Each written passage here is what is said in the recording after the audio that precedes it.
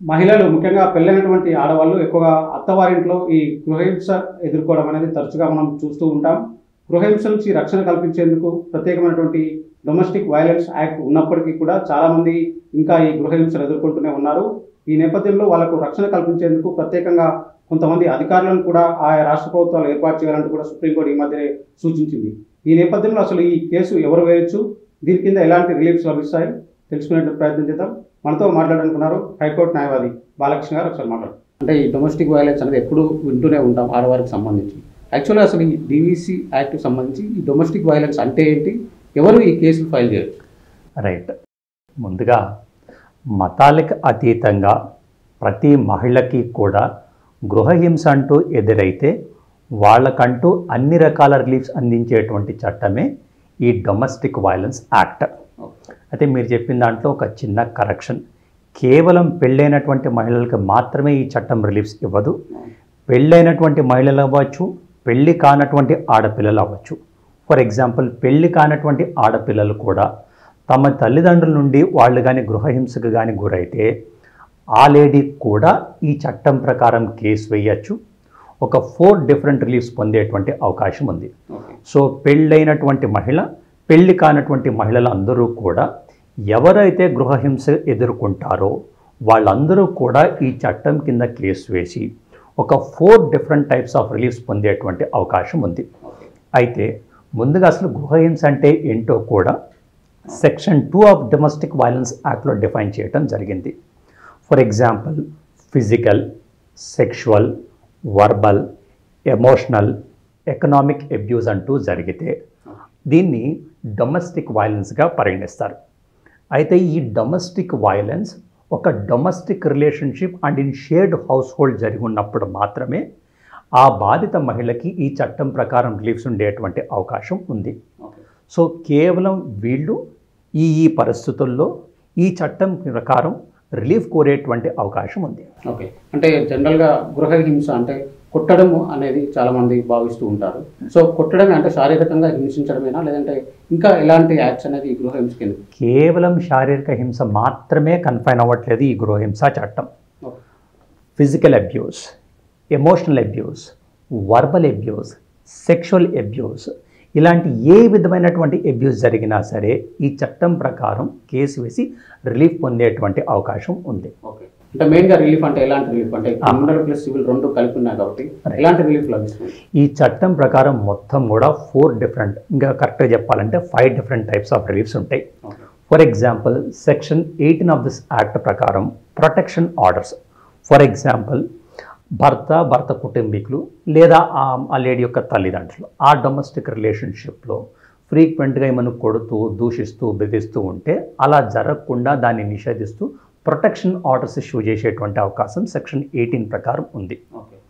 Section 19 ప్రకారం residence orders, అంటే అదే ఇంట్లో నుంచి ఆమెని గెంటి వేయకుండా ఆ ఇంట్లో ఆమెకంటూ ఒక సపరేట్ రూమ్, సపరేట్ స్పేస్ కేటాయించేలాగా, ఆ స్పేస్లో ఆమె ఎంజాయ్ చేస్తున్నప్పుడు వేరే వాళ్ళు ఇంటర్ఫియర్ కాకుండా, లేదు అంటే వేరే వాళ్ళని ఆ ఇంట్లోంచి బయటికి పంపించేలాగా, ఇది కాకుంటే ఈమె వేరే దగ్గరలో కానీ ఉంటే ఆ ఇంటి రెంట్ వీళ్ళు పే చేసేలాగా రెసిడెన్స్ ఆర్డర్స్ కూడా ఈ చట్టం ప్రకారం ఇచ్చేటువంటి అవకాశం ఉంది. సో ప్రొటెక్షన్ ఆర్డర్స్ మాట్లాడుకున్నాం, రెసిడెన్స్ ఆర్డర్స్ మాట్లాడుకున్నాం. ఇప్పుడు మానిటరీ ఆర్డర్స్ లేదా మానిటరీ రిలీఫ్. ఫర్ ఎగ్జాంపుల్, ఆమె స్థిరచర ఆస్తుల్ని ఏమన్నా వీళ్ళు కానీ డెస్ట్రాయ్ చేసినా, తీసేసుకున్నా, ఆమె ఇన్కమ్ని తీసేసుకున్నా, లేదా ఆమె ఇన్కమ్కి ఏమన్నా గండిపడేలా చేసుకున్నా, అప్పుడు కూడా మానిటరీ రిలీఫ్ లేదా monthly maintenance lump sum amount award చేసేటువంటి అవకాశం ఉంది. అలాగే కస్టడీ ఆర్డర్స్. ఫర్ ఎగ్జాంపుల్, ఆ మహిళకి పిల్లలు ఉన్నారు, ఆ పిల్లల కస్టడీ ఆ మహిళకి ఇప్పించేటువంటి అవకాశం కూడా ఈ చట్టంలో ఉంది. ఇదే సెక్షన్ 21. ఇక 22 ప్రకారం కంపన్సేషన్ ఆర్డర్స్. తను ఆ డొమెస్టిక్ రిలేషన్షిప్లో ఎదుర్కొన్నటువంటి physical, emotional, other kinds of torture నిమిత్తం కంపన్సేషన్ అంటే మానిటరీ కంపన్సేషన్ ఇప్పించేటువంటి అవకాశం కూడా ఉంది. మొన్న మీరు న్యూస్ ఫాలో అయ్యి ఉన్నట్లయితే బాంబే హైకోర్టు ఒక పర్టికులర్ కేసులో కంపన్సేషన్ ఆర్డర్ ప్రకారం కింది కోర్టు 5 lakhs ఇస్తే దాన్ని ఎన్హాన్స్ చేసి 1 crore వరకు కంపన్సేషన్ ఇచ్చినటువంటి తీర్పు మనం చూస్తున్నాం. సో ఈ 5 డిఫరెంట్ టైప్స్ ఆఫ్ రిలీఫ్స్ మనకి domestic violence prohibition act of 2005 ప్రకారం ఇచ్చేటువంటి అవకాశం ఉంది. బ్యూటీ ఆఫ్ దిస్ లా ఏమంటే దీంట్లోని రిలీఫ్ కేవలం హిందూ మతస్థులకు మాత్రమే కాదు, మతానికి అతీతంగా ఏ మహిళ అయినా సరే, పెళ్ళైనటువంటి పెళ్లి కానటువంటి మహిళలు ఎవరైనా సరే గృహహింస అంటూ ఎదుర్కొన్నట్లయితే వాళ్ళకి 5 డిఫరెంట్ రిలీఫ్స్ వచ్చేటువంటి అవకాశం ఈ చట్టం కల్పిస్తుంది. అంటే మెయిన్గా ఇప్పుడు కింది కోర్టు అని చెప్పారు కాబట్టి ఎక్కడ ఈ కేసులు వేసుకోవాలి? Right. Section 27 of this act ప్రకారం మనం ఈ కేసు కేవలం ఒకటి judicial magistrate of first class అవ్వచ్చు, లేదంటే మెట్రోపాలిటన్ మ్యాజిస్ట్రేట్ కోర్టులో వేయచ్చు. కేవలం ఈ 2 కోర్టుల్లో మాత్రమే ఏదర్ బాధితురాలు అవ్వచ్చు, బాధితురాలు తరపు వేరే వ్యక్తి అవ్వచ్చు, లేదంటే ప్రొటెక్షన్ ఆఫీసర్ అవ్వచ్చు. జనరల్ ఏమంటే ప్రొటెక్షన్ ఆఫీసర్ రెఫరల్ మేరకే ఈ పర్టికులర్ కేసు అనేది ఈ కోర్టులో ఇన్స్టిట్యూట్ చేస్తుంటారు. ఒక ప్రొటెక్షన్ ఆఫీసర్ ఈ కేసుని రెఫర్ చేసేటప్పుడే డొమెస్టిక్ ఇన్సిడెంట్ రిపోర్ట్ డిఐఆర్ అని చెప్పేసి అసలు ఎలాబరేట్గా ఏమేమి జరిగింది, ఏమేమి రిలీఫ్స్కి ఈమె అర్హురాలు అని క్లియర్ కట్ క్లారిటీతో రాసి మ్యాటర్ని కోర్టుకు రెఫర్ చేసినప్పుడు అప్పుడు కోర్టు కాగ్నిజెన్స్ చేసుకుని ఈ కేసు ముందుకు వెళ్తుంది.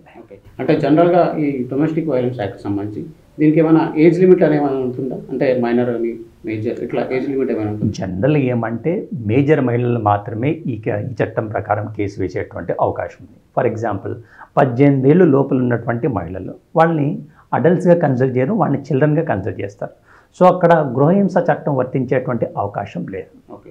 సో జనరల్గా ఎట్లా ఉంటుంది అంటే కొన్నిసార్లు అత్తమామలు వేరే ఇంట్లో ఉంటూ ఉంటారు, సో భార్యాభర్త ఒక దగ్గర ఉంటూ ఉంటారు. సో చాలామంది అత్తమామల కేసు పెడుతూ ఉంటారు డీవీసీకి. సో అది సాధ్యమేనా? రైట్. ప్రభాత్ త్యాగి వర్సెస్ కమలేష్ దేవి 2022 ఈ పర్టికులర్ సుప్రీంకోర్టు జడ్జిమెంట్ ఏం చెప్తుంది అంటే వాళ్ళు ఒకే హౌస్ హోల్డ్లో ఉన్నా లేకున్నప్పటికీ ఆ షేర్డ్ హౌస్ హోల్డ్లో ఉండేటువంటి హక్కు లేడీకి అంటూ ఉన్నట్లే. అంటే ఫర్ ఎగ్జాంపుల్ భార్యాభర్తలు ఒక ఇంట్లో ఉంటారు, అత్తమామలు వేరే దగ్గర ఉంటారు, ఎప్పుడు కూడా వీళ్ళు కలిసి లేరు. అయినప్పటికీ ఈ మహిళ వాళ్ళ మీద డొమెస్టిక్ వైలెన్స్ కేసు వేసేటువంటి అవకాశం ఉంది.